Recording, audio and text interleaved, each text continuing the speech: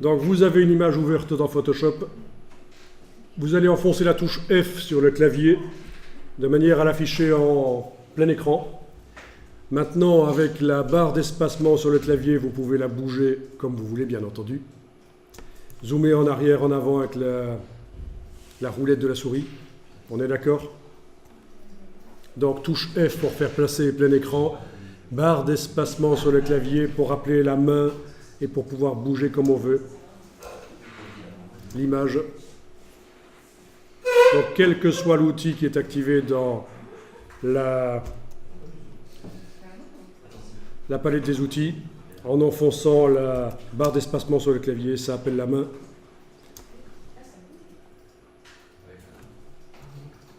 Voilà, c'est la manière la plus agréable de travailler dans Photoshop. Hein. En affichant l'image plein écran, vous pouvez la bouger comme ça, comme vous voulez dans sa fenêtre. Bien.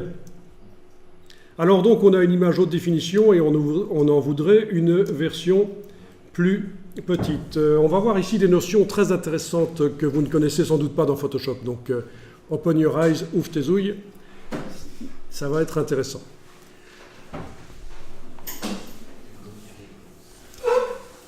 Bien. Dans la palette des calques, vous allez dans la palette des calques de Photoshop. On va transformer le calque ici qui s'appelle arrière-plan. On va le transformer en un objet dynamique en faisant un clic droit, convertir en objet dynamique. Clic droit, convertir en objet dynamique. Vous avez une petite icône qui apparaît en bas à droite de la vignette du calque et qui indique qu'il s'agit d'un objet dynamique. Qui a déjà utilisé ici les objets dynamiques de Photoshop? 2 personnes, ok. C'est apparu avec la version CS4 de Photoshop et c'est vraiment extrêmement intéressant. C'est une révolution au niveau de la manière de travailler dans Photoshop, les objets dynamiques.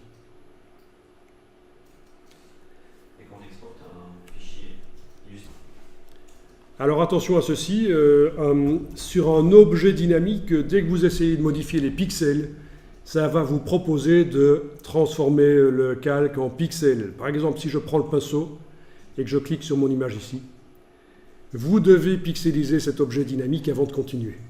Surtout, ne faites pas ça. Cliquez sur Annuler. Mais donc, je vous dis tout de suite que quand vous allez essayer d'utiliser certains outils sur un objet dynamique, vous allez voir ce message et vous avez l'impression qu'il faut le faire. Sauf que non, ça va tout foutre en l'air. Ne le faites pas. Alors le principe de l'objet dynamique, c'est un calque conteneur. Tous les pixels de l'image sont là-dedans. Résultat, si je redimensionne l'image, ce qu'on va faire ici, on va aller dans le menu Image, taille de l'image. Image, taille de l'image.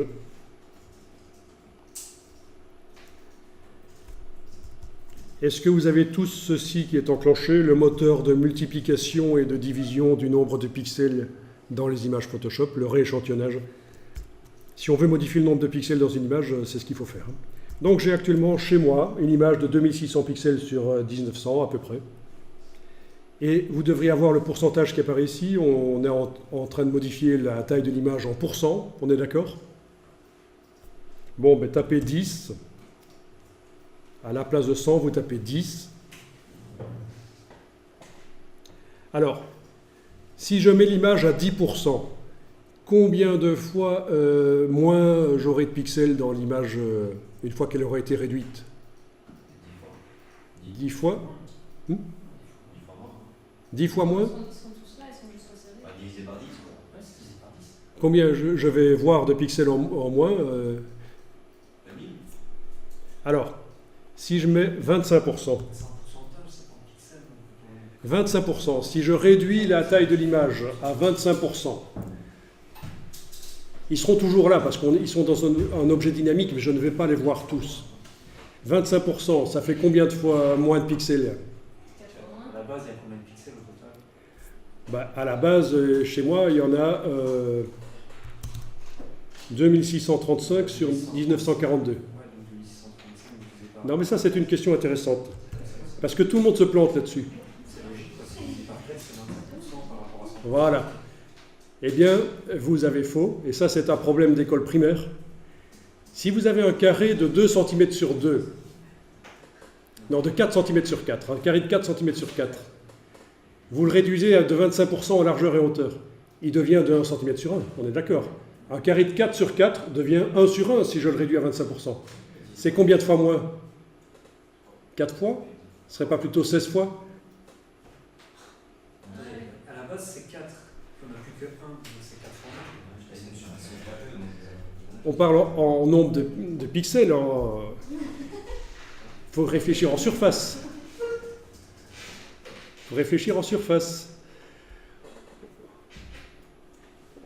Allez. On a ici un local de 10 mètres sur 10, on va dire. D'accord? Et on va le réduire de 5 dans un sens et de 5 dans l'autre. On obtient 2 sur 2. On a perdu, il y a 25 fois moins de surface. Oui, mais c'est la même chose ici. Si je mets 25% ici, ce n'est pas 4 fois moins de pixels que j'ai, c'est 16 fois. Si je mets 10, ce n'est pas 10 fois moins de pixels, c'est 100 fois moins. Ah ben oui. Donc il faut réfléchir en termes de surface. Ben d'ailleurs la preuve, 2635 sur 1942, ça c'est la taille de l'image. Si je mets 10, 264 sur 194, c'est 100 fois moins.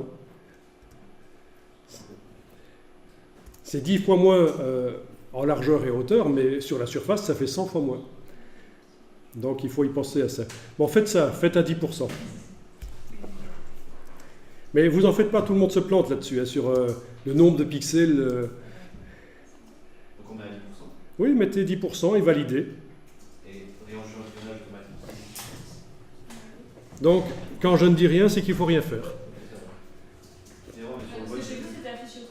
Ah, c'est d'accord. La résolution, il faut la mettre à combien? La résolution n'a aucune importance dans Photoshop. Ça, c'est une chose que je vous apprendrai dans Photoshop. La résolution n'a strictement aucune importance. Je peux vous sortir une image à une résolution de 1 pixel par pouce qui sera meilleure qu'une qui aura 300 pixels par pouce. Ça n'a aucune importance. Mais on en parlera, hein, ça fait partie de la liste des choses dont il faut qu'on parle.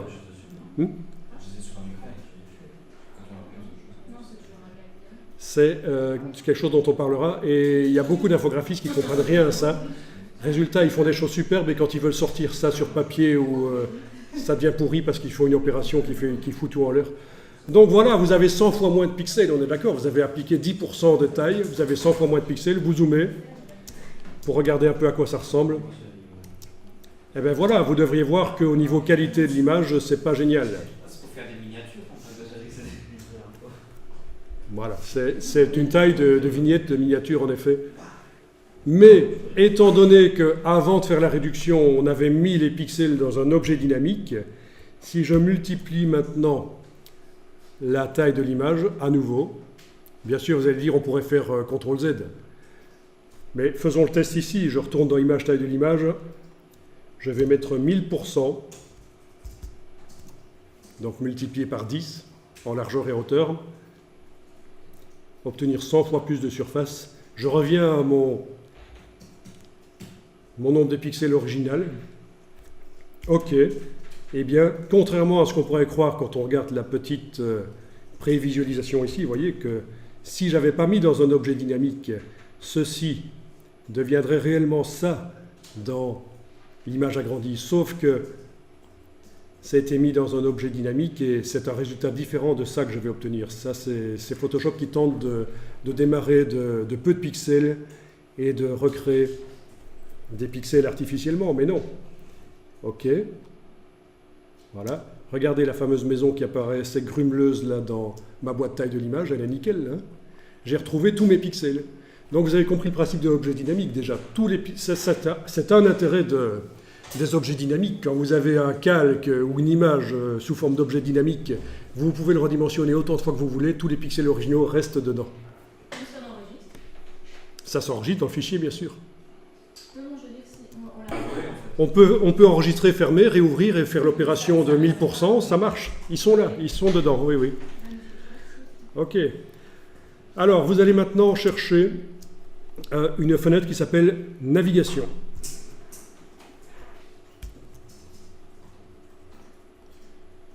Voilà, vous la détachez. Alors cette fenêtre permet de naviguer facilement dans les images, bien sûr. Quand on zoome, quand vous avez zoomé dans une image, vous avez un petit rectangle qui vous montre là quelle est la partie de l'image que vous êtes en train de voir, et vous pouvez bouger, voyager dans l'image comme ça. C'est très pratique quand on a des images qui présentent des objets très similaires, quand on veut naviguer dans une partie de l'image ou l'autre. Alors cette palette navigation, elle s'agrandit. Si vous voulez, vous mettez la petite case en bas à droite, là, et vous pouvez agrandir. Si vous avez même plusieurs écrans connectés à votre ordinateur, vous pouvez la mettre sur un seul des écrans, et ça vous permet de naviguer dans les images en permanence. Très pratique. Alors vous allez jouer sur le curseur, et vous allez décider à quelle taille vous voulez votre image dans votre projet multimédia qui s'affichera sur un ordinateur, on va dire, dans un premier temps. Donc vous jouez sur le curseur et vous choisissez à quelle dimension vous voulez votre image. Bon, il faut qu'elle n'occupe pas tout l'écran, bien entendu. Faites-la assez petite, imaginez que c'est pour montrer sur un site web, et l'image va être entourée avec du texte, donc voilà. Donc vous voyez, ça permet de dynamiquement choisir la dimension de l'image qu'on veut. C'est assez sympathique, ce petit curseur. Ok, je vais dire que c'est ça qu'il me faut. Une fois que vous avez ça, vous allez faire ceci. Vous allez sélectionner le pourcentage qui est indiqué en bas à gauche dans la boîte navigation. Ne sélectionnez pas le signe %, sinon il faudra l'enlever après. Voilà. J'ai sélectionné ça, vous le copiez, un commande C, et on va réellement faire en sorte que l'image ait cette dimension-là maintenant. Vous allez dans le menu Images, taille de l'image, et ici, au pourcentage ici, vous allez coller la valeur, voilà. Dans mon cas, c'était donc 28,65, mais voilà. OK. Bien, on n'a plus besoin de la palette navigation. On va double-cliquer sur l'outil main dans la palette des outils. L'outil main, vous double-cliquez sur lui. Comme ça, l'image apparaît. Elle n'apparaît pas. Eh bien. Il faut mettre la valeur qu'on a dans... Double-cliquez sur la loupe. Non, je me suis gouré, c'est pas la main, c'est la loupe. Double-cliquez sur la loupe. Ok, oui, double-cliquez sur la loupe, excusez-moi, je me suis planté. Vous double-cliquez sur la loupe, c'est ces petites images qui commencent à me perturber, en fait, dans Photoshop. Voilà. Ok, ça c'est l'image à laquelle vous l'avez vue quand vous avez choisi de la mettre à ces dimensions-là, on est d'accord? Bien.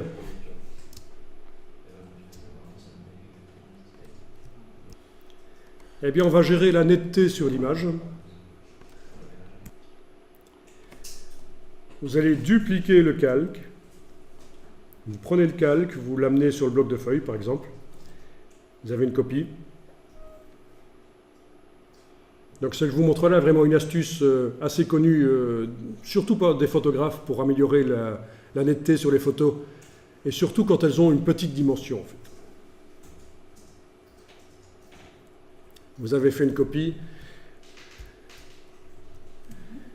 Vous allez dans le menu Filtre.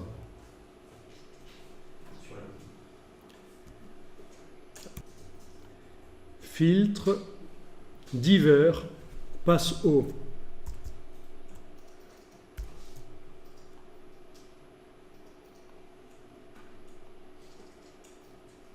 Et vous cliquez sur OK. Et là, vous découvrez une nouveauté, un autre avantage des objets dynamiques, c'est que quand on leur met un filtre sur eux, ça ne modifie pas réellement les pixels, ça ajoute le filtre dans la palette des calques sur le calque en fait. Les pixels là, dans le calque, ne sont pas réellement modifiés, c'est juste le filtre qui s'est ajouté sur lui.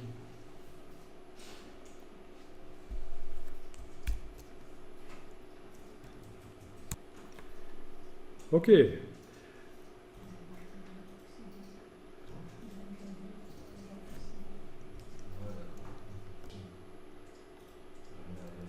Voilà. Il y en a qui connaissent apparemment.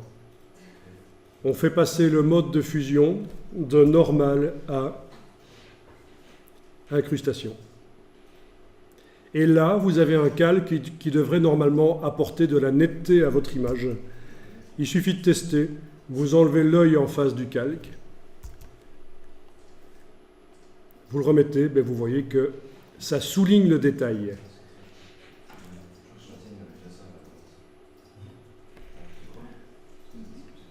Ça, c'est l'accentuation des détails par passe haut.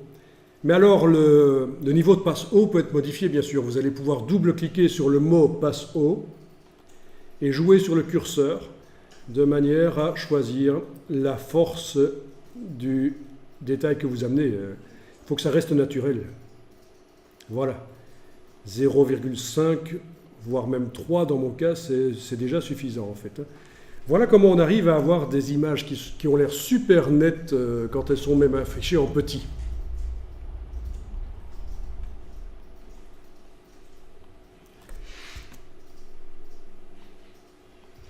Ok, pour ceux qui auraient loupé, je vais recommencer l'opération sur une autre image rapidement.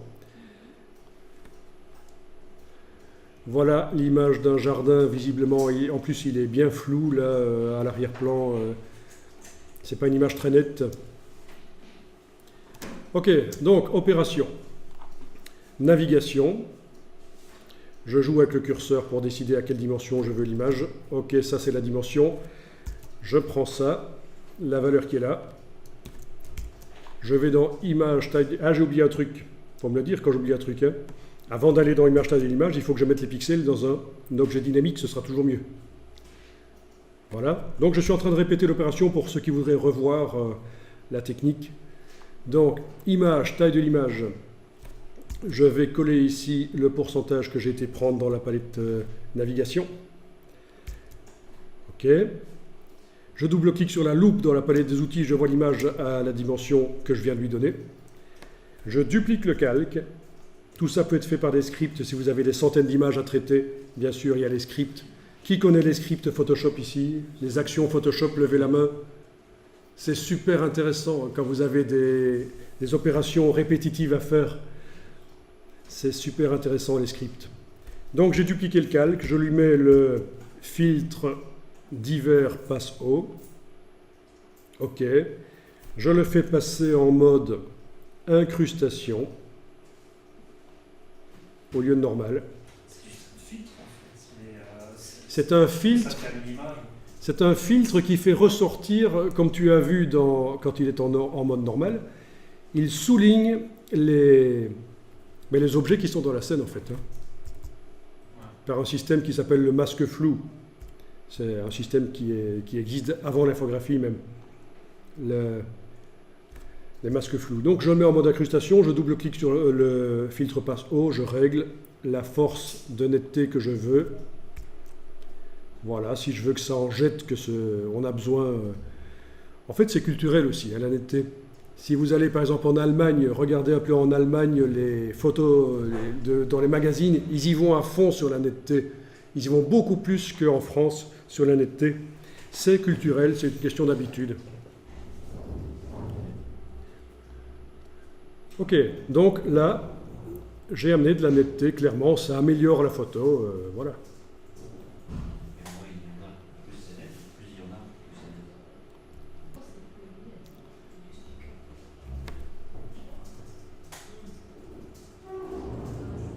Bien. Alors il faut savoir que les filtres viennent avec leur masque de fusion qui permet d'empêcher que le filtre agisse à certains endroits, mais on ne va pas aller jusque là maintenant.